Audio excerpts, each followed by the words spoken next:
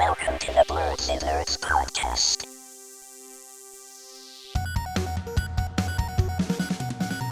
Hello, everyone, and welcome to the Blerds podcast. I'm Shannon. James. Jaja. And we're back bringing you all our thoughts on everything happening in nerd culture. We have a lot of stuff to go through this week, but before we get into any of that, if you're new to the pod, please make sure to subscribe to us on Apple Podcasts, Spotify, or your podcast app of choice. And more importantly, subscribe to us on, actually, it's all important, but subscribe to us on YouTube also. If you're not a visual watcher and you listen to us on audio, just head on over to the YouTube, give us a subscribe, give our episodes a thumbs up. We're trying to grow the video portion of the podcast. So if you listen to us on audio, just head over, give us a like, and subscribe on YouTube. We'd greatly appreciate it. What's up, guys? What are some nerdy things you guys have been up to this week? Nothing much. I apologize for the brief technical difficulties we had in the beginning of the pod yesterday. I did upgrade my router right after I had enough of the internet, trouble. But yeah, I did upgrade my router. And the one thing I've been doing a lot this week is cloud streaming and testing out the features of that because I'm kind of impressed with the quality of it. Some the games are actually hitting 4K resolution, 4K 60 frames per second, stream. Nice. So yeah, and on average, I might get 1960 by 1440 is the next resolution under that. But a lot of games are going 2560 by, I forget what that 4K resolution is. But I even tried Hi-Fi Rush, playing some rhythm games. So I've just been jumping in and out of different games this week. Nice. But as per usual, you're always jumping in and out of games. This week more than normal. I was trying to beat Mixtape in the beginning of the week because that was a conversation early in the week. I don't know if y'all saw. I saw some stuff surrounding it. But wait, why? We can save this, but so you didn't finish it? I didn't finish it, but I played it enough to discuss. Okay. And then I watched the Punisher special, One Last Kill. So I forgot to do. Okay. And I hope we could talk about Daredevil this week. But yeah, I even jumped into Sifu, jumped into Halo Infinite, Batman. I can't wait for Forza Horizon 6 to drop on Tuesday. I did not purchase the early access. I would have been able to play it since Friday. Well, when this comes out, it's out that day. So yeah, I will be playing Forza Horizon 6 when this podcast comes out. Nice. Definitely. Still no. I'm disappointed in you again, Jaja. You redeemed yourself, and now I'm disappointed again because it sounds like you still have not beat Final Fantasy. I'm gonna get to that. It's on the list. You're so close. You're almost done. That should be the next thing you play when you turn on your Xbox. Just get on, just go and finish Final Fantasy. I beg you.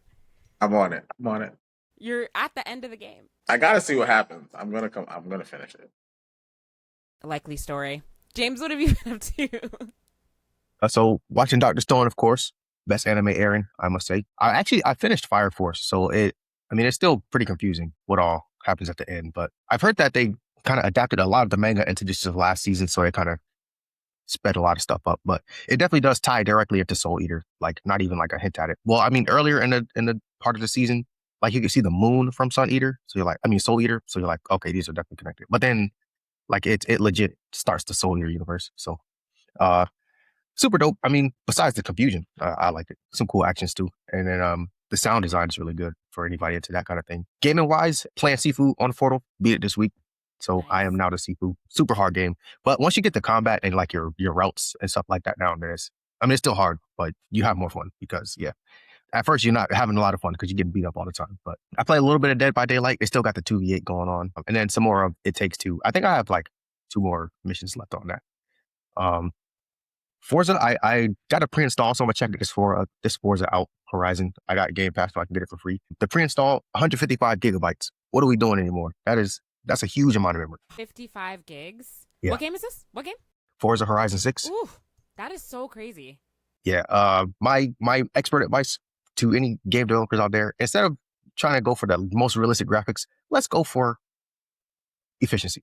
Why does a game need to be 155 gigabytes? You're doing too much at that point. Yeah, It's a lot of bloat in there. That's insane. That's pretty absurd. Yeah. Yeah, I had to uninstall stuff off my PC.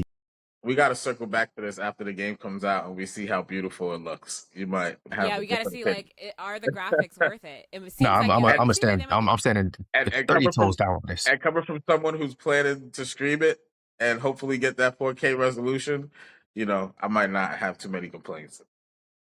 Yeah, I mean, it could be as pretty as it wants to. 155 gigabytes is 155 gigabytes. I don't know. It might be worth the experience because especially if you're really good, high quality TV and you're just racing around through Japan and the graphics just look super real. I don't know. That might be worth it. But it still is crazy though. The trade-off of the crazy amount of space. I don't know. That's insane. That's almost a fifth of a terabyte. Y'all are gonna have to tell me because I will not be playing that game. I hate racing games. But yeah. Yeah, I'll be playing. I'm not a huge racing game fan, but I'm gonna check this one out just because they had the Gundam collab, so I was like, oh snap! And then in Japan, and it has cool looking cars. I just like cool looking cars, so I'll check it out. I signed up. It's a beta called For Loop. I haven't played it yet. I'm gonna play it today, but it's a beta for I think PlayStation. It's a game coming out like a loop, one of those loop games. It's like a roguelike, but it's kind of randomized in the loop. I'm describing it poorly, but reading wise, One Piece, still reading that. We got some exciting stuff going on. And I started a new book, Hunger Games, Sunrise on the Reaping. Yeah, so I got back to the Hunger Games series. That movie's coming out later this year, so it is. I'm gonna go ahead and check that out. There's another prequel book. I think I'm reading them out of order. Oh, wow.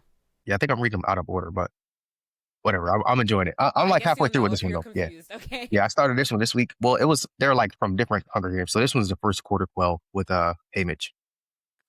So it's pretty interesting. You get Haymitch's backstory. The other one, I'm not sure who the story is about, so it might not even be as like relevant maybe. But if I end up reading that, I'll let you guys know how it is. And then of course I'm watching The Boys, and I started watching Paradise finally. So I'm on episode 4 now. Ooh. All right, I picked up Assassin's Creed Shadow for like the first time in like 2 months because I stopped to play Kingdom Hearts. So I got back into that, and now it feels, before I was getting a little burnout because it's such a long, there's like so much in that game, it was feeling a little bit repetitive, but now I'm good. So I'm good. I'm going to try to power through and not do as much of the side stuff anymore just because the side stuff just keeps going and going and going. Every time you go somewhere on the map, then new side stuff pops up, and it's just never ending. So I think I'm just going to finish the story and then decide after that if I want to do the side stuff for fun. But yeah. And then I played a little bit of Kingdom Hearts 2 because that's where I'm at right now. And then as far as watching, I have not watched any anime this week. I think I'm on an anime break because I've been watching a bunch of other stuff. I watched The Boys this week. I meant to watch The Punisher one shot. That was on my list of things to do this week, but I forgot because I spent a lot of my week watching Outer Banks. I don't know if you guys know what that show is. It's a Netflix show. It's about like treasure hunting kids. Like, I like stuff like that, so I've been watching that because I fell off of it a long time ago. So I watched all 4 seasons over the last week. But now that I'm done with that, I'll get back into the stuff I'm supposed to be watching, which was Daredevil, which I don't know. I'm sorry, Jaja. Don't kill me. I haven't watched Daredevil. I'm so sorry. But I also just feel like I'm still, every time I even think about watching it, I just don't want to put it on. I don't know. Maybe I'm just like burnt out. There's like from all the superhero stuff. I don't know. I don't know. I'm okay with you not seeing it as long as you let me spoil it today. Yeah, we can definitely talk about it. Talk about the spoilers. It's totally fine. But I need to get back into superhero-ness because I need to start my complete and total Marvel rewatch. And that needs to start now because what is it? It's almost the end of May. 7 months away from Doomsday. So I feel like that's a good sweet spot to try to watch everything Marvel has ever done ever. We'll see how long it takes. Think that is. Have I been reading any manga? No. So I think that's it for right now. That was all of my nerdy things. And yes, Jaja, we can definitely talk about Daredevil. But the one shot I heard, the Punisher one shot I heard was really good. So I'll be watching that because it's short. Do you need to have watched? It's like a standalone thing, right? You don't need to have watched Daredevil or anything to understand what's going on in the Punisher one shot. Great. All right. Complete standalone. Okay, cool. Great. Alrighty, let's get into some video game news for this week. I see that the internet is getting very impatient with news from GTA 6, and there's supposedly a pre-order date leak for GTA 6. Supposedly, it's supposed to be open for pre-orders on the 18th, which, like, by the time you listen to this podcast, that will have been yesterday, because we're recording on tomorrow. We're recording on Sunday.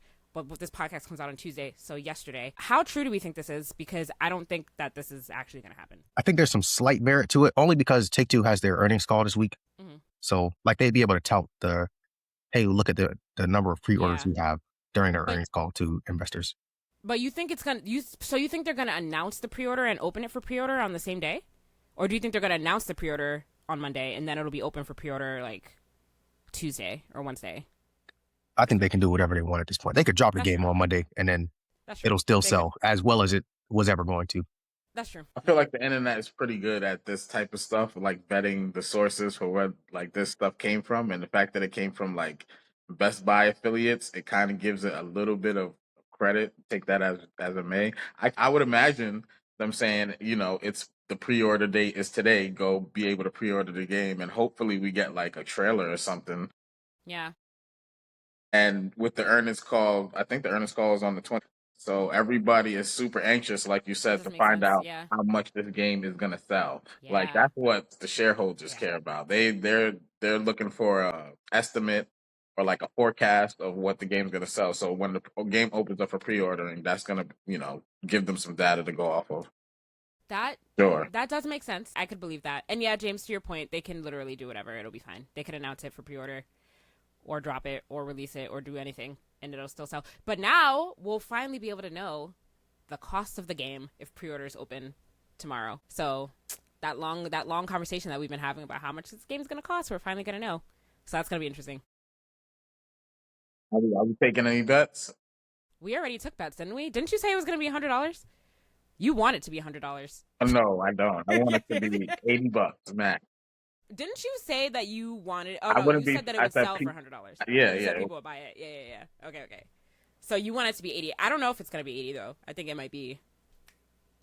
I don't know. James, what do you think? I think it'll be 70 still. I wouldn't be 70. Yeah, I wouldn't be surprised if it's more, but like just volume wise, they're gonna sell tens of millions easily. Exactly. So I don't think there's any much to be like. That's why they're going to take this opportunity, I feel, to be greedy because they know people are going to buy it anyway. So they're like, why not make it $85, $80, $90? I hope not, though, because that would be kind of crazy. But yeah. But in the same token, I don't imagine anybody was going to buy it if it costs $80, like $10 more. Like, oh, never mind, I'm not buying of course not. I mean, even when you say 100, it's like 70, like $30. People might still be like, I don't care. So. Yeah. It's really the other companies, especially like, AAA developers that want this game to be priced up more because it's like, every game's going to be compared to GTA 6 if you try to make it more than, whatever the price like GTA 6 comes out at. The AAA companies want GTA to come out at $100. They want to see how well it sells, and then they're going to take that as a green light that they can also charge that money, like much for their games. But I don't know what other game could come out that would be justified at 100 or not even 100. It'll justify the 80 or the 90, the little increases that they want to do, Yeah. Well, 80, I feel like we've already seen a lot of games priced at $80 right now, so I don't even think you need to justify it. I think people are. But imagine GTA coming out at 70 and we got an $80 Mario Kart game. I know. That's crazy. That's why I don't think it's coming out at 70. But yeah, I think that like once this game comes out, if it does come out at 80 or above, I just think that's going to open the floodgates for people to try to scam us out of our money. So we'll see what happens. Maybe tomorrow or past tense in the time that this podcast is released. But yeah, it does make sense if the earnings call is this week that pre-orders would open this week. And we're only a couple months away. November's going to be here before you know it. All right. What's going on in the Stop Killing Games movement? We've been checking in on this periodically. So they are joining the fight against the age verification laws that are coming out. I know most recently Sony's come out with some age verification laws. I know Discord is doing it. Xbox is doing it across the UK especially. And their argument is that this might make some versions of Linux illegal to distribute.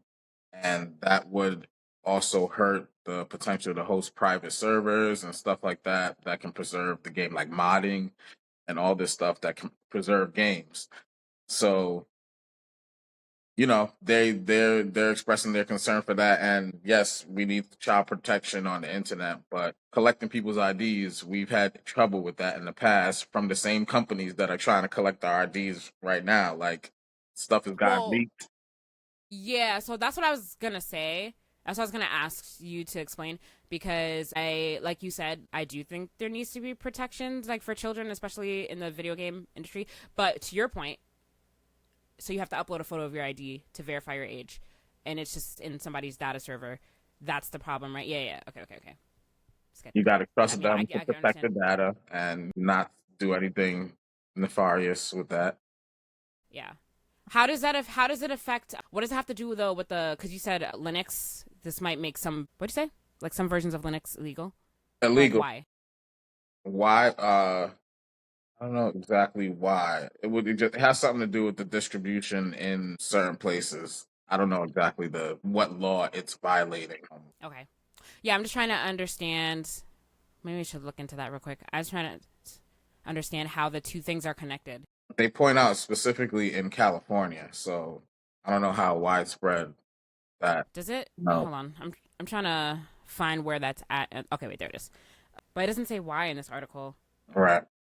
So California has a Digital Age Assurance Act where every operating system distributor has to implement a real-time age verification API, and Linux distributions just don't comply to that.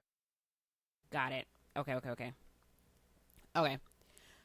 So yeah, this will make things a lot harder in their quest to So basically it sounds like and all that you stuff. can't have this version of Linux right now in California, and with these laws being implemented, it'll spread that out everywhere. Yeah.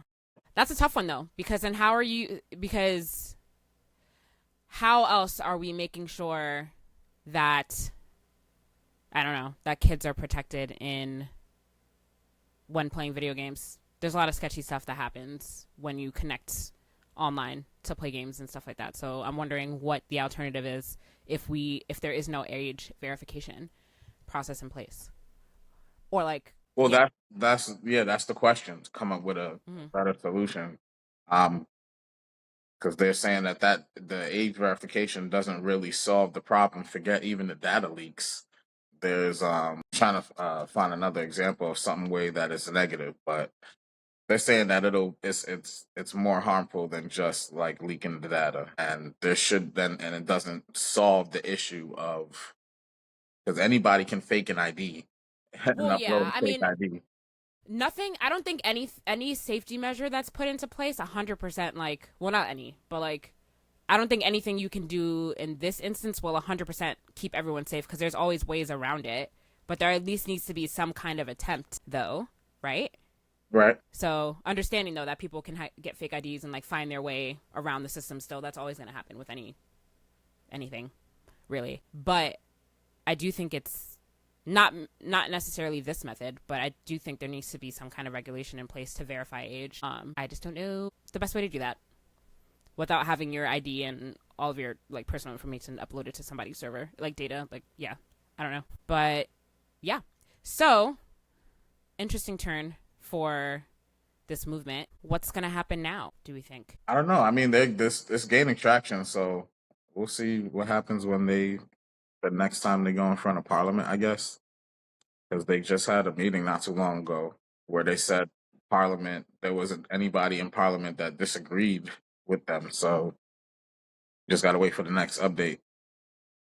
Okay, cool. Well, we'll stay updated on this as we've been doing so far. We'll continue to do that. All right. What else is going on? Steam Machine. We've gotten some updates on that this last week. Yeah, this is another product that people can't wait to find out the price, what is coming out, how much it's gonna sell.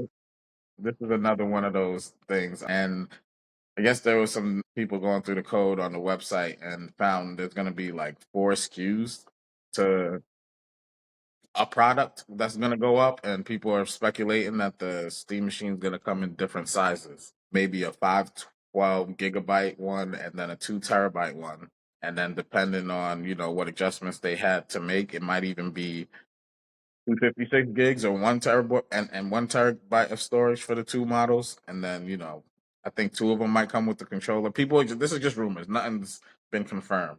but SKUs are going up on the website, and people are expecting the announcement to be any day, and especially because apparently they shipped like 550 tons of game 50 consoles tons of game consoles. to the That's a U.S. lot. So they are sitting in warehouses ready to go, probably. Alrighty. I mean, yeah, okay. So it would make sense if, like, at some point over the next couple weeks, we get an announcement of when this is supposed to be coming out. And I just feel like, I don't know. I feel like pre-order should have maybe started for this. Well, understandably though, that they didn't really know because of all the RAM shortage and stuff like that. They probably didn't really know what they were gonna price it at. So that's probably why we haven't gotten an announcement about like pre-order. I just feel like if they're already shipping them to the US and they're like kind of ready to go, I feel like that's like a short, or they're gonna do it like they're gonna follow a similar system to the Steam controller, right? Where you have to go on and reserve one. Most likely is what it seems like. Yeah. Yeah. I wonder when it's actually gonna come out though. If they've shipped them, it seems like it should be any day now. But we also haven't like heard anything, so it's weird that they're like kind of like doing all this, but they haven't like updated anyone. Yeah, like, I mean, like it's just it might be. It's interesting because it might be the reason why they said, "Hey, the control is up for pre-sale," to see how everybody reacted. And I would imagine they, with the scalping situation, that they would run the same play with the Steam it makes sense. and do the reservations from off the. Yeah. No, it makes sense. They definitely should do that because it's going to be frustrating. There's already a RAM shortage, so it's like once this batch sells out, like how like fast are they going to be able to restock? So it's better that they're doing it this way because you can only buy one per Steam account, and you have to have a Steam account that's been in use for a while. It's the best way to do it for this machine because I feel like the demand for it is going to be. Actually, it's kind of hard to tell where the demand is right now, honestly, because a lot of people. I've been reading a lot of opinion pieces about the Steam machine, and a lot of people are like, they don't care about it. Like a lot of like PC gamers, they're like, there's a lot of question about like who the console is for because it's not for a PC gamer because they already have a PC. I don't know. So we'll see. Well, it's like the convenience of just hooking it up to your TV rather than it being your whole PC setup. That's supposed to be the draw. Is that really enough of a draw if it's going to be $1,000? We'll see though. I well, don't know. Well, I mean, I think the 512 one is. I don't see it being more than 700. Like, That's true. I think it should come in a lot shorter than that, and that's where the whole console versus PC thing comes from. Like, that's why they're separate. One's supposed to be more convenient than the other. There's people on both sides, probably PC gamers that think this is dumb, and then PC gamers that are like, oh, that might be cool. Because the first thing I saw was PC gamers trying to make their own Steam machine. So that's the part that's kind of interesting. Like, if you're a real PC gamer, you don't need Steam to come out with this box. You can just make it yourself. Yeah, and people are like, well, if you have a console, like, is this really worth also getting in addition to your console? I don't know. I've been seeing a lot of stuff like that, so it's gonna be interesting. One, to see how much it costs. Two, to see what the demand is when they actually announce a pre-order or whatever. I want to see how many people actually buy it. So we shall see. But it seems we're getting closer to something, although it's still all very vague. I don't know. Cool. What is next? Yeah, there's a PlayStation update coming now with the UI, and it's going to be showing player counts. So anybody that's one of those number nerds, you guys can rejoice because they're now going to show player counts for games. Why does anybody? So yes, number nerds. Exactly to your point. Because why does anyone? Why do we care about this? Why do we? Important. It is no, but like why though? The first thing, because when somebody says, "Hey, this game is super popular," the first thing people jump to right now is how many people are playing it on Steam right now. What's the all-time peak in numbers of players that have played the game? That is a very interesting, important data point. Yeah, people base their entire identities online based on that's the thing, how many people play what game they play. Play the game if you enjoy it. Why does it matter how many people are playing? Well, it's just to show how popular a game is instead of like, I guess, yeah. Like with Microsoft, we don't know the numbers. So a lot of the times when we're trying to judge the success of certain games, it's hard because you don't have the data. And, having the data, I think is, being transparent, I think is very beneficial. It's not like I'm going to look for the most played games and only buy those. No, it's more like It's Now people do interesting to that. see the psychology of gamers type of thing. Understand why, like, if you're like a video game like news outlet and you're trying to like if you're trying to like write about the success of a game, I can see the appeal of knowing the player counts for like certain outlets. But for the gamers themselves, I feel like they I don't know, to James's point, I feel like they take the player counts and just use it to fuel their toxic behavior. That's all. People just treat fandoms like a team sport now. Like when it comes to music, movies, gaming, they go straight to streaming numbers. They're like, oh, this artist is better than this artist because they stream X amount of numbers, or X amount of people are playing this game at its peak, but X amount are playing that other game at its peak. The game is dead. Like people are saying Call of Duty is dead. I don't think Call of Duty will ever stop selling because people just like Call of Duty. It doesn't matter. I mean, if it's selling more than Arc Raiders or let's say Forza Horizon 6, people that like Call of Duty are going to buy Call of Duty no matter what. So I don't think their numbers matter to individuals, but like people that are looking to get paid from rage reactions online, this is a big deal for those people.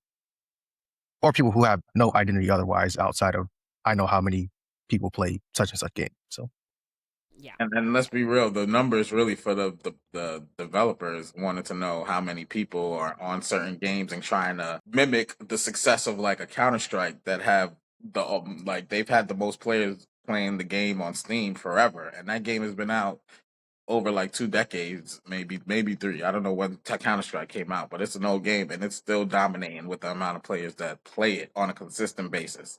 Like hundreds of thousands of players play that game right now. And people want to mimic that. So, people, want to bragging rights, all that stuff. Yeah. Plus, it's the same thing as the movie numbers. You want to know how much a movie sold. Like we do numbers up here. It's fun to talk about. It is. It is fun to talk. You know what? I mean, I guess I understand. I just hate the gaming community. Not the whole gaming community, but I just hate the I know the toxicity of people the you're gaming talking community. about, though, the ones who use that The large number majority. and are like want to like poop on something and want to use that as like a valid data point as to why something is bad or why something's good. And it's there's other stuff that I get what you're saying. Exactly. They forget to have fun. They get caught up in numbers and they're like, wait, am I even having fun or am I just looking at charts all day? These people are just looking at charts all day. So not that it won't be only Steam publishing numbers, like there'll be more data points. I think the biggest thing that'll come from this is people will see just how many people are still playing games on console, because for some reason people think that everyone plays, like the PC Steam charts are like the end all be all, where like it might be millions of people playing something on console where they're like, oh, the Steam chart suggests that this game is dead, but millions of people are still enjoying it on console. Yeah. And I don't want to be this guy, but I'm gonna do it anyway. This number is just a number. Who could say Sony doesn't want to put out the number just to inflate it and make it like some imaginary number? Who knows if this number is even real? Like, look at all the people playing this game, go buy it type of thing, Like, yeah. I'm just being devil's advocate right now, but yeah. No, I agree. That's what I'm saying. It's not like why do people care? I know why people care, but it's like I don't agree with why people care. So that's why I'm just saying it. But still, though, interesting that they have decided to do that. Cool. Shall we move on? Nintendo? Yeah, so Nintendo, I think, had its earnings call recently, and they were asked about some things, and were quoted saying, while it would be ideal to release many new titles at regular intervals, it's true that software development time has increased compared to before. This is coming from Nintendo president Shintaro Furukawa, and he said, even so, we're taking various measures to adjust our development framework to processes so that there will be numerous titles for consumers to play on Nintendo Switch 2. This is big news. I don't know why. It's obvious that we want games to play. So they're saying basically that they have a lineup coming out for Nintendo Switch 2 for the second half of this year, and I guess they're still adding stuff to it. I mean, we're very close to the second half of the year. It's like you should probably know what's coming out for the system type of thing. And they're not announcing any like game titles. So this is just fluff for the investor type of thing. Give them confidence that the second half of the year is going to be, because people are starting to lose confidence in the Nintendo Switch because the games are kind of like. Well, but first of all, we already knew that when they announced the Switch 2 and they announced starting the launch titles that were coming out. We talked about this, and I was like, this lineup of launch games is not very strong compared to like when the Switch 1 came out. What did we get at launch? Breath of the Wild. There was nothing like that. Because like Mario Kart should not have been as big of a console seller as it was, but apparently it was. Oh, whatever. I mean, Donkey Kong. When did the Switch come out again? The Switch 2? I forget. It came out this year, or did it come out this year or last year? It was in the fall. It was in the fall of last year. Okay. And so we got what? Donkey Kong? Donkey Kong wasn't launched, but it came out like a couple months after. But I think the only big title we got at launch was Mario Kart, right? If I'm not mistaken, right? Or was it, where am I missing something? Mario Kart was the big launch title. Yeah, that was the launch title. And I was like, that sucks. And it was like mostly just like games that were being ported over to Switch. That was really like the biggest thing. So I think they should have been promoting Donkey Kong as the feature title and Mario Kart second. Or both at the same time. My opinion. That would have been, but the Switch still, the Switch 2, but like we're all talking and like obviously what we're saying doesn't matter because the Switch 2 like sold and still like high, really, really surprisingly high numbers when it launched. So like what do I know? You know what I mean? But this article right here that people are starting to lose faith in Switch because we have not seen a very solid lineup of exclusive titles. That's what we've been saying this whole time. The article's not saying that. That's me. No, not the article. Sorry. Yes, people have been saying that, but the article is saying that like we're gonna get more Switch 2 games this fall, so they say. But it's like, what are those games? So have they? I know that there was a rumor that they were going to be remaking Ocarina of Time, but has that been confirmed? I don't think it has, right? No, I think it's been confirmed in development. Has it been confirmed? Well, no, not that specific game. I think there's a Zelda game in development, but everything's rumors. Like I could bring up the rumored games that are supposed to come out. There's rumors about Smash. There's rumors about Zelda. There's rumors about Mario. There's rumors about, a lot of big titles, but nothing confirmed. That's the problem. Yeah. I mean, for this fall, we are basically in the fall right now. Like, I know that we just got to summer, but in terms of like announcing games that are supposed to be launching in the fall, I feel like we should have some idea of what that might be at this point in time, or like maybe over the next month or so. So we'll see, but the Switch 2 maker is keeping the holiday 2026 lineup a secret for now. Sure. Maybe because the lineup isn't there. We'll see though. We'll see. I'll stop hating on Nintendo. Yeah, I think this is just the president doing what he's supposed to do in an earnings call. So someone had asked, would it be difficult to match the steady stream of releases from the previous console? Which, I mean, what else would your answer be rather than we're going to be putting games out? So, I mean, any other president or CEO say this, everyone would say that's great news. If Asha Sharma said, hey guys, we're going to be releasing some games, like people will be joyous. So I don't see what the negative news is here.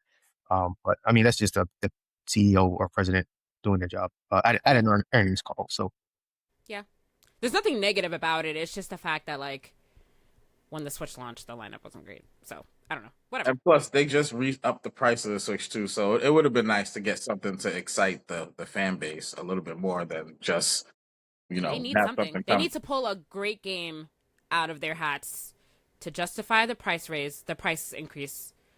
Like we all know why price increases are happening, but it's like if you're gonna increase the price now, you have to supplement that with actually making the console worth it. Hopefully, there's a big announcement that's coming soon for like a game that's gonna get people really excited. If it's Ocarina of Time remake, that's cool, but also it's like a remake. So like I don't know if people would prefer that versus like a brand new game. I don't know. We'll see. Like I don't know.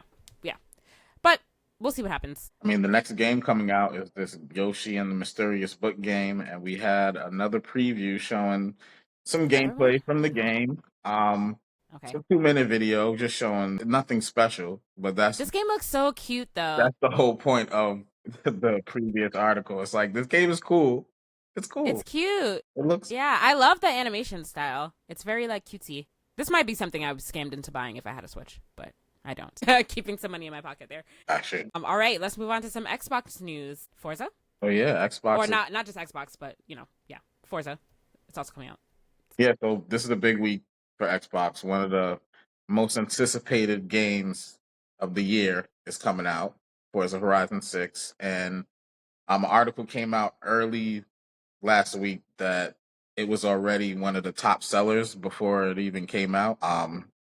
It seems to be doing tremendously well as far as pre-sale is going. And I'm super excited for this game. I'm probably gonna spend the next, foreseeable future playing this game. And let's see, Forza Horizon, it got a 10 on IGN, a 10 out of 10.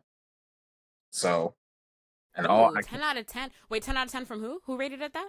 IGN, and Okay, IGN. it's got glowing reviews from a lot of places. I haven't seen. It's very rare for IGN to have a rating that's that high, so I'm very. Hold that thought. Okay. Hold that thought. You might want to take that back because they just gave a game a 10 that everybody. That's the whole mixtape conversation.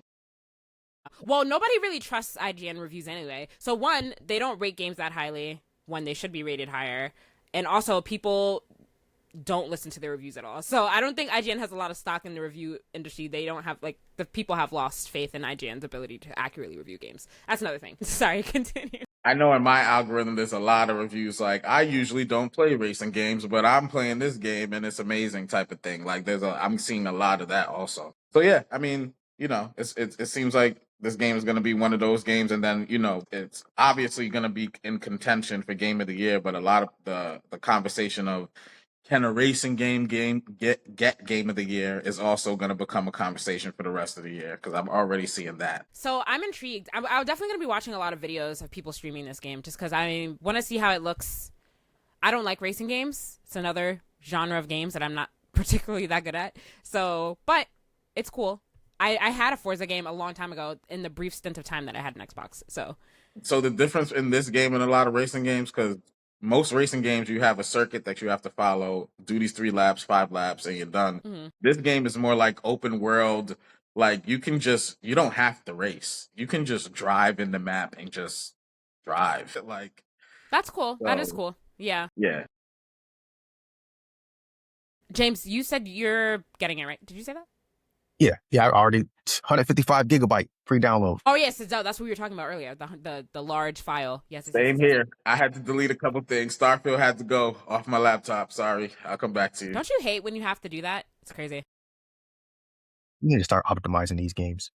Yeah, 155 gigabytes is a lot, but yeah, we'll see. I'm very interested next week for you guys to come back, and I know, James, you're very set on the fact that it's not worth that much space. But I'm curious to hear your thoughts after you actually play the game. And I agree with James about the optimization, but there are people saying that it runs very well on all the platforms. So it seems like at the expense of all of your on space. that side of the operation, on that side of the optimization, they did a good job. But yeah, they the gigabyte size is the problem still. Crazy. Space taken up. It better not have no bugs. Yeah, right. If they, yeah. And that's what I don't hear people complaining about bugs and stuff. This is like one of those, usually a game comes out and they're like, "Oh, this game is buggy. Needs a patch right as soon as it comes out." I'm not really hearing that about this game. So I've seen some already. Release copies. Well, wait. Had pre-ordered. Well, like people driving under the map kind of thing. But I mean, people find that in just about any game that exists. So. Oh, so there have been some bugs. Yeah, or exploits or stuff.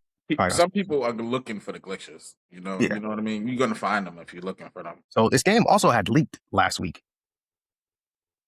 Did it? Like the full game leaked? Oh, interesting. All 155 gigabytes. So someone put it on the Steam store unencrypted. Or I'm not sure if it was a Steam store, but the pre-order for it came out unencrypted. So that basically means you have free access to the files. So people have gotten this game for free already. Yikes.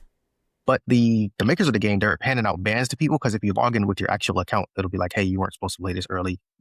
You're banned, kind of thing. So there was that. So if some of the people that played it early, if they logged in with their actual account that's attached to like whatever the game on, then now you're coming. Why would you? Yeah, I know people have probably taken advantage of this, but why would you do that thinking that you weren't going to get flagged? Yeah, log in with your actual account. Yeah. It's insane. But it did leak. People are speculating whose fault it is that it leaked. Someone saying someone at Xbox, someone saying someone at the studio, but who knows? I blame AI. It was probably something to do with AI. I'm sure AI had something to do with it. I'm sure too. Let's do that. Yes. Let us blame AI. I think part of some people are trying to blame Steam and the way their infrastructure set up too. I saw some argument about that. How you upload the files or whatever. Well, it's someone's fault. But yeah, I'm very interested to see what you guys think of the game when you're actually able to play it legally when it's out. Yeah, this one I was itching just to buy the early access, but I didn't do it. I'm like, I could wait a couple days. Yeah, cool. Anything else about Forza before we move on to The second Mixtape? 10 out of 10 game Yeah. of the week. Yep. This is so early last week. I was seeing reviews. Oh, this game is a 10 out of 10. It's not just from IGN. A couple places did it too. Like, this game is spectacular. It's game of the year contender. Yeah, pretty much everyone gave it those kind So of I was every like, news outlet. Yeah. I've been looking at this game. It was on my list of games. I've seen it in all the showcases. It got delayed a couple times, so I was ready to jump into it. And I was expecting a different type of game. I'm not gonna lie. I wasn't expecting it to be this. It's basically a storytelling like game with some gameplay, interactive elements. Now, I wouldn't even call it like gameplay. Like, you're just interacting with the story. I don't really think you can really lose type of thing. And it's like some of the gameplay is just like real simple, very basic stuff just to get the story to move on. The story, it seems like you feel like you're watching a movie. Yeah, and it's very short. It's like 3 hours, 3 hour. Yeah. Yeah, they say it's 3-4 hours. Yeah. I'm probably have more hours in it than that, and I'm not finished it. But I take my time with games and stuff. But how do you make it longer if there's no like real gameplay elements to it? Is it just because you basically you got to interact with every if you want 100% the game, you got to make sure you interact with all the different things to get the whole story before you move on, type of thing. Got it. So you spend your time walking around a room trying to interact with all the interactable things, and then more stuff opens up after you interact with certain things. So whatever, it's not really that gameplay heavy, mechanics heavy. So it's interesting that it got a 10 out of 10 and people are saying that it should be a contender for game of the year. I need to play this game. I need to understand what's happening here because I've been seeing a lot of interesting things about it. I haven't seen anybody that's actually played the game say that it's a 10 out of 10 game of the year. It's only been like the media outlets that have been saying that. So I don't know. Yeah, it's another one of these high guard situations. Common in the industry plant. Yeah. So some people are saying that it's like if you grew up in the time period that they're saying, you could have either feel nostalgic about this era, one, and either you had a similar high school experience or you didn't. If you didn't, you might have wanted that one. If you did, you might relate to it. So that's what some arguments are as to why people are gravitating towards the game. It's just like a real nostalgic, like feel good story type of thing. And then the music is really good.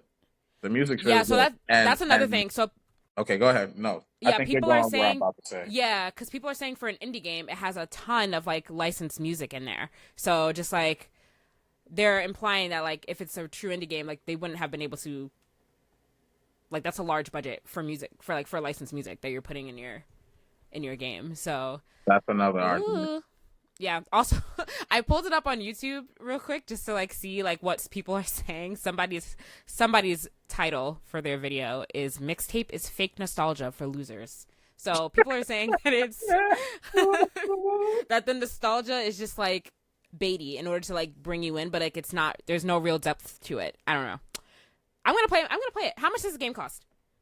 I hope not more than $20 if it's 3 hours. Well, I don't have. How much does it cost on Steam? You think you could beat it in 2 hours and then sell it, get your money back? It's really not that exciting of a game, to be honest. Like, I'm gonna finish it and try to get the gamer score out of it. $18 on Steam. Becoming a big deal. $18? Oh, okay. I'm gonna play this game. I'm gonna come back to y'all next week. I'm gonna let y'all know what I think. And then I'm a sucker for stop motion too. So stop motion is cool. It has that what's the game called that we just played?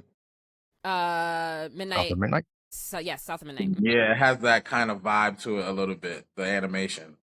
And I don't know who does it better. You gotta after you play it, we'll talk about it. I'm gonna play it and see. That's gonna be my project for this week.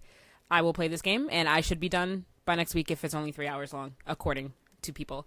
But yeah, I just want to. I see some reviewers giving it like a 9 out of 10. I wonder if they're being paid to say that though. Some people are complaining about the main character and like the way like she talks about the music. It's like as a high schooler, like they just making all these judgments and stuff, and it's like, yeah, it's not that deep. Like it's a video game. At first, I thought people were hating on the main character because it's a girl. So I was like, oh, this is like typical like gamer sexism. But then they're like, it's just because of the choices that she makes, and just like she seems like an quotes unlikable character. So we'll see. I'm gonna play it and I'm gonna play it and see. Like her musical taste and the way she talks about music is like I've seen people judge, and I'm just like, yo, for real, like. I know people like to nitpick anything and everything, but oh yeah, another thing, Mixtape is millennial nostalgia slop? ? So I don't know, guys. And it's funny because like I've had experiences, like I didn't grow up in the type of life that they have, but I've had like experience, especially in college, where your group of friends are into music. Everybody has a very distinct, interesting taste in music. You going on adventures, and this is the soundtrack to your adventures, type of thing. That's a very relatable thing to me. I don't understand what I don't think it's a 10 out of 10 game, but the story, I could see people relating to the story and not in a negative way. How far did you say you got into it? How many hours in? I'm pretty good into the game. I don't know exactly how many hours. So but like, what is your unfinished rating so far? As far as the game is concerned, yeah. Maybe a 7. Oh, okay. Well, that's kind of high for everything we just talked about. So I'm very interested to see. I mean, I would have to, as far as a game is concerned, I guess that's average. I'm just throwing a number at it would be like a 6 or a 7 because the story is really good, but it's not really like a game. Okay. It's like a movie. That's what people are saying. It's like watching a movie. Okay. I'm going to play it. I'm going to waste my $18. Hopefully it's not a waste of money. So I'm going to see. James, do you have any plans to play this game? Nah, definitely not. Not my cup of tea. I won't bash it, but it doesn't look like something I would have fun playing. Okay, so Jaja, maybe you'll be done. You'll be done by next week, and then I'll be done by next week, and then we'll talk about it. I'm gonna try to finish it, but I'm like, it's not the gameplay I was expecting, and I'm just like, I get it. I get what's going on right now. Do I really need to? I'm too invested in the story now. Like I need to see how it ends. I need to see what the hoopla is about. But you're not missing anything, man. Absolutely nothing. What's this weird makeout simulator that is like in the game? That's all I'm seeing right now on my. That's all I'm seeing right now as I'm looking through YouTube. That part is pretty funny, where you get to control the tongues with the thumbsticks. With each thumbstick is a different tongue, but it feels the physics of it is actually really good. That seems really gross. Why? It's is that a thing? Hilarious. Like if you were watching a movie and that was part of a movie, it would be funny. Like you should see the way it happens. I know, but like, why are they? Okay, whatever. He's telling a story and. Whatever, you get to play out the story, and then that's the gameplay for the whole story. You do that, and then the story just moves on after that one little. You're not selling me on it. Like, is this worth my hard-earned $18? I don't Absolutely know. Not. That's why. Okay, so you know what? I'm playing it literally out of pure curiosity, so we have content to talk about. So I just come back. I have to do my duty to the podcast. We gotta get Shannon Game Pass. We'll talk on the side. Enough is enough. Family and friends. I got some more slots on my family and friends. Okay. All right. So we'll come back to this next week once we've played it. But yeah, there's a lot of funny business going on with how this game has been hyped up by literally no one that actually plays it, but by all of these media companies. So we'll see.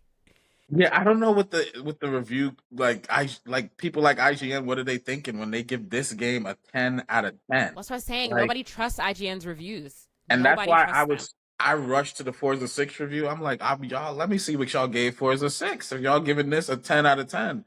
But I've never seen IGN give anything a 10 out of 10, and this is the game they choose to give a 10 out of 10 to. It's very interesting. Okay, what else is going on, Josh? We did get an update for the, there was gamer score updates we heard of, but they're officially rolling out the new badge icons that look pretty cool.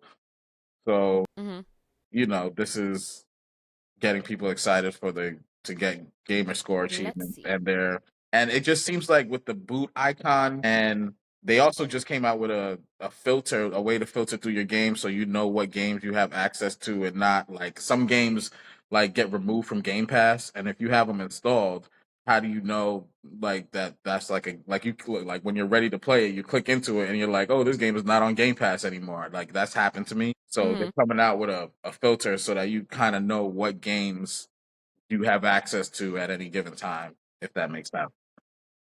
Just really quickly, I'm looking at these badges and it's tiered. Sorry, I just didn't understand how it works before. As somebody who doesn't care really about achievements unless I'm playing a certain game, can you explain like what are these numbers underneath the badges? Is that just like a certain amount of like points? Your gamer score.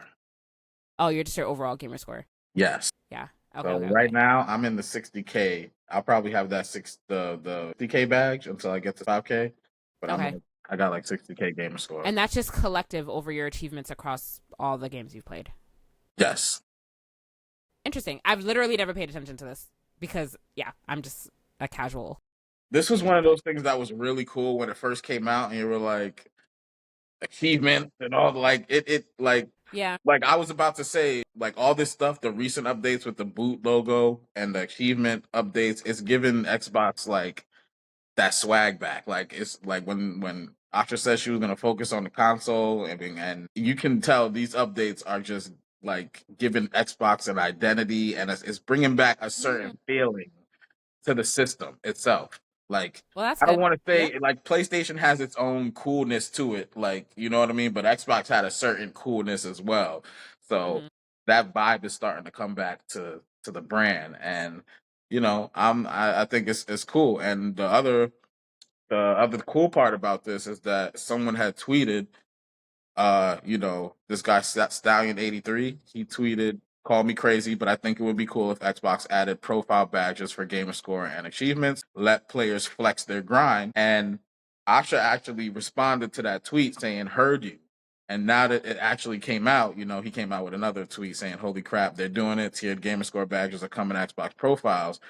But it's just proof I that should give him credit for that. I mean, she's saying she's Yeah. listening to the gamers and trying to That's implement good that though. stuff, and we're Yeah. just seeing proof of that. So it's building a lot of confidence in the brand, and that's And yeah, that's the and thing in that's her needed right now. Yeah. specifically in her as well because yeah, it seems like she has been giving the gamers reason to trust her in within the first couple months. So hopefully that keeps up. So yeah, like, now that these badges came out, like just subconsciously, I kind of it makes me want to get my gamer score up, if not consciously. Consciously. Yes, they're like, how can we bring people back in to mindless hours of gameplay? Yes, they have achieved that. It seems like that's working. Okay, cool. What else is going on? And then, last but not least, for Xbox, they announced a partnership with Discord, where people who have Discord is going to get access to like some started edition of Game Pass. It's going to have like 50 plus titles to it. And then people who have Game Pass are going to get access to to Discord Nitro features. And, you know, that's just pretty cool. As someone who uses Discord on a daily basis, it would be cool to just have Nitro without having to pay for it. I think that's dope. So I'm sure everyone doesn't use Discord, so this might not benefit everybody, but A lot of people do though. Yeah. yeah. And if they find a way to like, I don't know, this whole tier thing's going to be interesting. If they can find a way for you to maximize the value out of all the things that they offer for Game Pass, if you can just choose the things that you are going to use and you think you're paying the right amount for it should be interesting. This whole game thing. That's all I'm going to say. Nice. It's only 1 month of Discord Nitro if you already have Game Pass. Because I looked into this. 1 month for. Oh, okay. 1 month of Nitro for free. Yeah, you get like Got a it. free trial basically. But if you have Discord Nitro already, you get Game Pass. But if you have Game Pass, you don't just get Discord Nitro for the free ski. Oh, that's pretty lame.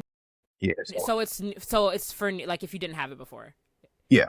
Okay. Everyone's not getting a free month. Well, you get the Discord orbs each month, and you get extra XP when you're doing the Discord quests, and then there's some discounts that might be applied. This is for the Game Pass people. So yeah, I guess I don't know. I gotta look into this more, but it would be nice if they would just give you this Nitro. Yeah, that's what I thought it was. I was like, oh snap, Discord Nitro for free, but no, it's not really, not really nothing that I'm interested in personally. But I mean, I'm sure this appeals to somebody. Yeah. But it would be yeah. Sorry. I had a thought, but it didn't make sense when I thought about it. All right. Anything else in video game news before we move on to TV movie news? No? Into it. All right. So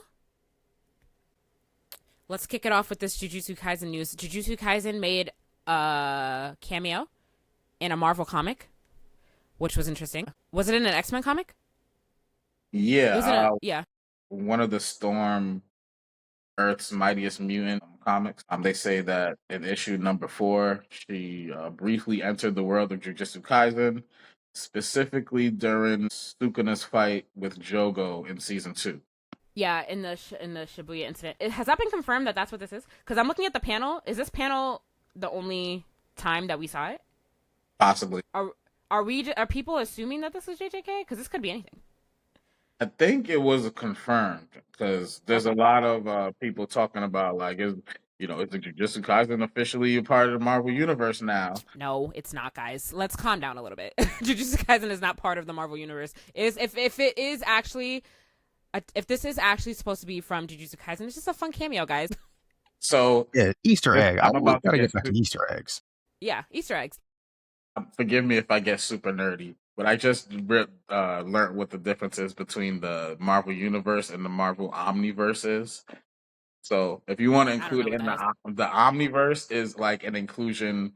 We know what the Marvel Universe, the MCU, the different multiverses, heroes, whatever. The Omniverse includes all those random crossovers, like if the Ninja Turtles teamed up with Captain America, like that's in the Omniverse. The Batman, okay, I see. All the different weird Jurassic Park crossovers, that's all Omniverse stuff. So it's like a even bigger version of the multiverse. Yeah. I just think it's a fun Easter egg, like James's point. I don't think you should expect to see Yuji popping up in the next Storm comic.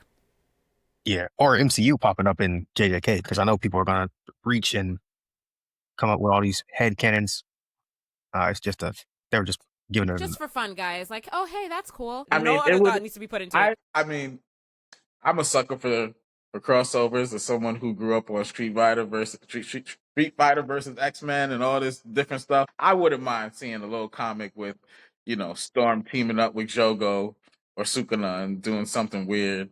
Just a little one-off episode. Evil? Why would Storm team up with No, I'm just saying, just like an episode with the crossover characters, whether you're in the X-Men universe or you're actually in the JJK universe. Yeah. Whatever. I just feel like that's random. I don't know. Like, I don't know. It would be weird to see, if that were true, to see X-Men crossed over with JJK of all things. I could see, like, throw the X-Men in there with freaking the My Hero kids. That would make more sense to me. My Hero and X-Men crossover would be absolutely insane. Those are the crossovers you should be doing. But I think it's a cool Easter egg. We shouldn't put too much thought into it. But if you're reading that comic, that's cool to see. All right, moving on. Sonic 4 has wrapped shooting. That's about as much as I care about this, because you guys know I have not seen any of the Sonic movies. What's going on there? When is it supposed to be coming out? March 19th. Of next year. Okay. So there's still some time left. Yeah, so Metal Sonic's supposed to be there, and the director Jeff Fowler, he's tweeted a picture of, Oh, that's cool. So it's an actual it's an actual prop. It's not like CGI. That's what that looks like? Yeah, no, it looks like a real prop, and that's supposed to be how Metal Sonic's gonna look in this movie. So that's cool. I guess it's I don't know if he's doing it because they like to debut how the character's gonna look and see how the fans say, oh, it looks cool or it looks weird, and because this, Sonic is one of those movies that got backlash for how Sonic looked, and then they changed up the model. That was like the first movie that ever happened with. It's the model now for people criticizing things beforehand. I figure, subconsciously that's one of the reasons why we get to see Metal Sonic right now. But it looks really cool to me. That's a pretty dope looking Metal Sonic. That looks awesome. and he's saying it's going to be the best Sonic movie yet. You know, got to hype it up as the director. All directors should do for their movie. Yeah, I'm excited for it. Are you excited for it, James? Yeah, I'm definitely gonna watch. I've been a fan of this series, the Sonic movies. Yeah, I've literally never seen any single one of them. It's crazy. Maybe one of these days, if I'm bored enough, I'll watch them. If not, I'll live vicariously through you all as you watch the fourth one. Okay, actually, so in this second, I didn't know that this second page of the rundown existed, so I did not see any of the stuff you put on this next page. So let's talk about it. That's it. That's a wrap. We're good to go home. See you guys next week. Okay, cool. So Avengers Secret Wars casting extras already? Yeah. So it That's looks not super like, surprising. yeah, you know, the rumor people get to rumor in, and they're basing all their, you know, theories based on the type of castings they see. Apparently, there's a wide range of categories, including military, civilians, scientists, fighters, survivors, and enhanced beings. So it's a nationwide calling. I also wanted to mention this because, you know, our boy James, you know, might want to put in his application for a debut here in one of these Marvel movies, and then they can't even say he's cosplaying no more. He's gonna be the real thing. I wouldn't even be surprised if one day James popped up as an extra in a Marvel movie. So, but this is pretty cool. I mean, we haven't even got Doomsday where we're already talking about Secret Wars. But I mean, that makes sense because it's like a package deal. You know, it'll be a continuation of Doomsday. It's the same way that I feel like back in the Infinity War Endgame days, we were kind of talking about both things because we knew it was going to be like a 2-part thing. So it kind of makes sense. And it kind of makes sense that like Secret Wars is going to be like a huge like battle focus, just like how Endgame was sort of like, well, that's not true actually. Endgame was like half battle, half storytelling. So we'll see what happens, but yeah, that doesn't surprise me. That's circulating around right now. Yeah, and there was also a visual that came out for Doomsday, and it showed like the leaders of the different factions, the possible leaders. Mm-hmm. I didn't put it in the rundown because I don't. Actually, I just found it. I'm gonna put it in there so y'all can see. But it has it has Doomsday at the top. I mean, not Doomsday. Doctor Doom at the top. On the left is the Fantastic Four. On the right are the X-Men. On the bottom are the Avengers. And you know, people are just talking about because it's different version. They're like the leaders of the Avengers. It doesn't look like it's going to be one leader because you know you got Yelena's Thunderbolts that are now Avengers. You got Sam Wilson's Avengers. You got the Wakandans, and then OG Thor is there. So I don't know if he has like a faction or they're just putting him there because he's one of the OGs. Hold on, I want y'all to see the picture. But yeah, something that gets you excited for Doomsday. But yeah, it's Okay, just cool. something cool to see and visualize. And I a don't lot know. of There's people. too many. Mm-hmm. There's too many people that are going to be in this movie. Also, like, these are the characters. I'm not going to say these are the characters I care about the least. But when showing a photo of Doctor Doom in the center, I don't think people are going to care that Sam Wilson and Yelena are to the left and the right. They could have put some cooler characters in there. Just saying. I'm excited for the movie.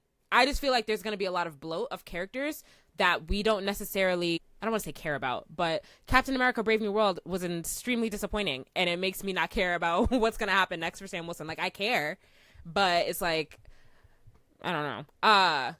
Whatchamacallit was good. The Thunderbolts was good, but still, when I think about Doomsday and the type of movie that's supposed to be, I feel like on the scale of characters I care about, these are like my least favorite. But it's going to be fine.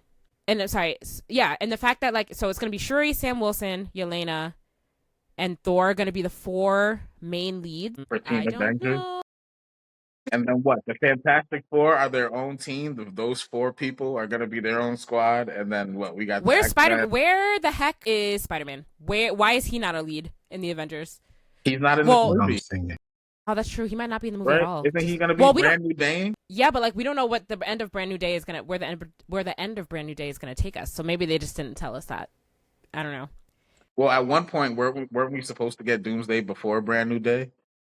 And it wasn't going to have anything to do with each other. Yes, but that has happened before, where they have changed around release dates to then make it relevant to larger movies. I think that's what happened with Is that not what happened with the with the last Spider-Man movie. I don't know. I don't remember. But are we excited? James, are you excited about these 4 main leads of the regular Avengers? I'm not really, but I mean, I'm still going to see the movie. Yes. No, of course. I'm still going to see the movie also. But yeah, I don't know. I mean, if you're not excited for these 4 main leads of these No hope. Avengers, Where's Bruce Banner and his son? Where like what's going on with them? so speaking of sons and kids, that's one of the things that, because we know that they're saying that these movies are supposed to reset the MCU, and we're supposed to get a brand new MCU after this. Again. There's so many kids in the movie that I thought we were gonna get a little Young Avengers team before the reset, and like how many Young Avengers are gonna transfer over into the new universe. That's gonna be interesting to see, because we just got one of the most powerful ones added to the MCU through the Daredevil show. Who? Spoil it. Danielle, the daughter of Jessica Jones and Luke Cage. We got a new little black baby girl running around. And I have no contextual knowledge of this character. She's in the comics. She is quoted. She becomes the next Captain America in one of the comics, and she's quoted saying, "I don't just throw the shield. I am the shield." Interesting. He's super OP. One of the strongest characters of the Young Avengers. I don't want to say by far, but like, think about Jessica Jones and Luke Cage. Okay. I gotta finish Daredevil. What episode did she pop up in? Was it the last one, or did she pop up before the last one? I want to say 4, somewhere in the middle. Yeah. It's not. And they don't wait for that. Was she in it for the rest of the show? No, or was she only they just show her. It's Jessica Jones that's in it for the rest of the show, but that's what I mean. Yeah. They show her with her daughter at first, and then while we're spoiling stuff, Luke Cage, they show where he's been at the very end, and that's why. So people are rumoring. Or the rumor is that because the show ends with Daredevil and Kingpin going to jail. Well, Daredevil goes to jail at least. I'm drawing a blank on Kingpin. I think he gets locked up too. But that now... That's an important detail that you're unsure about. It's been a couple weeks, you know? So I gotta watch apparently, like, Iron Fist and Luke Cage probably going to team up and become like heroes for hire type of thing while Daredevil's in jail. Or we might even get Elektra coming back. And because they're going to bring back the Hand in the Spider-Man movie. So you're talking about where Spider-Man, you know, they talked about making him more ground level. So maybe they're trying to like bring him to that side of the universe with the Punishers and make that, you know, prop up that side a little bit. But it looks like the next season, the future of the Daredevil, you know, that whole Defenders thing is looking pretty cool. Yeah. Either way, I'm excited. I gotta catch up on Daredevil then because that sounds fun. So I will catch up. I swear, it's just so dark, the show, and I'm just like, but yeah, I just haven't been in the mood. But I will watch it. Because that is cool. All right, we kind of already talked about. Did we talk about? I mean, we talked about Punisher a little bit in the beginning. I don't know if you want to say more about it, Jaja. I'm gonna have it watched by next week if you want to wait. Yeah. Mm-hmm. I liked it, and you guys should watch it. That's all I'm gonna say. I'm gonna watch it. Yeah. We can talk about it more later. Okay. I want to talk about really quickly before. So, Josh, are you watching The Boys or no? You're not. I'm not, but you can spoil it. Well, I'm not gonna spoil anything, so I'll ask James. James, are you caught up on you watched The Boys this week, right? You said. Yep, definitely watching the finale the day it airs because I know it's going to be spoiled to no end. Yes. Are you excited? Like, do you have faith that the finale is going to be good, or are you kind of wavering at how the finale is going to end the show? I wouldn't say I'm thrilled for it. I think it's been kind of handled poorly. Like there were so many that I was kind of expecting, so it's not meeting the expectations that I kind of had set for it. But I mean, I'm gonna go ahead and say it's bad. It's been bad. Yeah, it's been bad. I was hoping to see more Gen V stuff going on. Yeah, poor use of the Gen V characters, especially knowing now that Gen V is not continuing. So it's like, all right, so what was the point of any of that? But I don't know. It's not really striking me as like a great ending. Yeah, it's gearing up to be like, this is going to end. Some people are comparing it to Game of Thrones. Well, James, you didn't watch it, so you weren't there to experience the catastrophic disappointment of the end of Game of Thrones. But people are comparing it, saying it's going in that direction. And some people are comparing it to Stranger Things, too, saying it's going in that direction also, because Stranger Things also had a disappointing ending to a majority of the fans. So, I don't know. Yeah, because there's only one episode left. The runtime, I heard, was only 1 hour and 5 minutes. So I don't think it's gonna end well. So we'll see. Did y'all see the Instagram post I sent about Gen V? and rumored why it was canceled. Maybe. If you didn't watch it, don't watch it until after you watch the finale. Why did they say it was canceled? Oh, never mind. Don't say it. Well, one of the main characters in season 1 passed away. I forget which one. So, and then they said, they said a lot of the plot points was based around him, and they had to run some stuff earlier because they were planning 5 seasons, and some of the plot points that happened later, they ran them earlier, and it kind of didn't make sense. And whatever happens in the finale of The Boys is supposed to affect, I think, season 2, and I don't want to say what that might be, but it affects season 2, and like it just got the whole storyline got messed up. So they ran a bunch of things quicker than expected, and I guess they didn't have enough to keep it going. I feel like, but it seems like they recovered pretty well from Chance Perdomo's death, at least in this season. I feel like there's definitely, if they really wanted to, they definitely could have put some energy into a season 3 to rewrite the story. But, you know, what do I know? But I just know that the way that they're utilizing them in The Boys is pretty underwhelming and disappointing, especially since they have built up the main character of Gen V, Marie, to be like the only superhero that has the ability to actually defeat Homelander.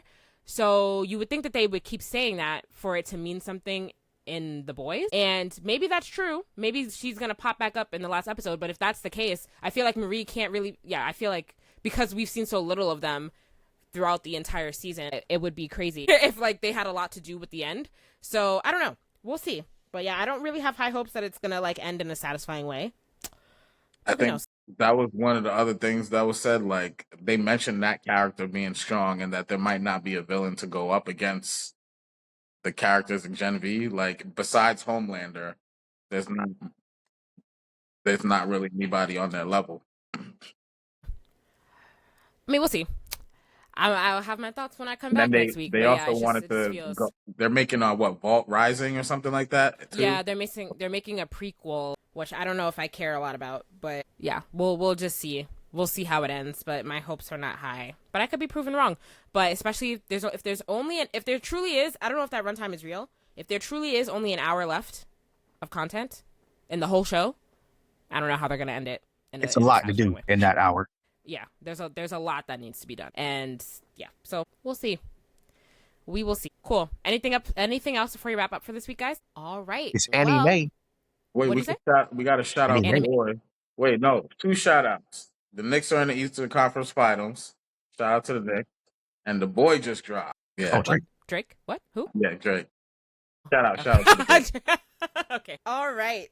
Thank you, everyone, for tuning into another week of the podcast. As always, you can like us on Facebook, follow us on Instagram at BlerdsNerds, follow us on TikTok, BlerdsNerds_pod. Subscribe to us. Send us an email, blerdsnerds@gmail.com, if you are a creative of color in the nerd space and you want to come on to talk about your work.